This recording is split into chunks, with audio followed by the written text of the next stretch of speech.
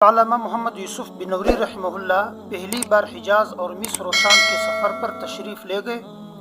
تو وہاں ان کی ملاقات علامہ جوہر طنطاوی مرحوم سے ہوئی، جن کی تفسیر الجواہر اپنی نوعیت کی منفرد تفسیر ہے۔ علامہ طنطاوی سے حضرت بنوری رحمہ اللہ کا تعارف ہوا تو انہوں نے مولانا سے پوچھا کہ کیا آپ نے میری تفسیر کا مطالعہ کیا ہے؟ اس پر مولانا بنوری رحمہ اللہ نے فرمایا کہ ہاں، اتنا مطالعہ کیا ہے کہ اس کی بنیاد پر کتاب کے بارے میں رائے قائم کر سکتا ہوں۔ علامہ طنطاوی نے رائے پوچھی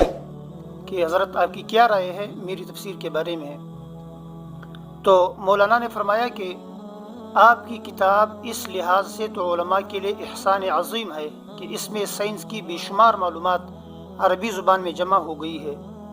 سائنس کی کتابیں چونکہ عموماً انگریزی زبان میں ہوتی ہے، اس لیے عموماً علماء دین ان سے فائدہ نہیں اٹھا سکتے ہیں، لیکن جہاں تک تفسیر قرآن کا تعلق ہے، اس سلسلے میں آپ کے طرز فکر سے مجھے بہت اختلاف ہے،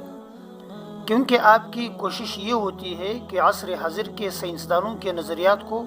کسی نہ کسی طرح قرآن کریم سے ثابت کر ہی دیا جائے، اور اس غرض کے لیے آپ بسا اوقات تفسیر کے مسلمہ اصولوں کی خلاف ورزی سے بھی دریغ نہیں کرتے۔ حالانکہ سوچنے کی بات یہ ہے کہ سائنس کے نظریات آئے دن بدلتے رہتے ہیں۔ آج آپ جس نظریے کو قرآن سے ثابت کرنا چاہتے ہیں،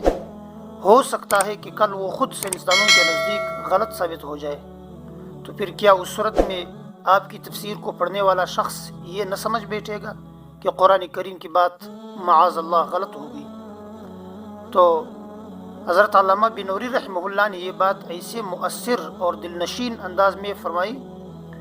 کہ علامہ طنطاوی مرحوم بڑے متاثر ہوئے اور فرمایا کہ مولانا،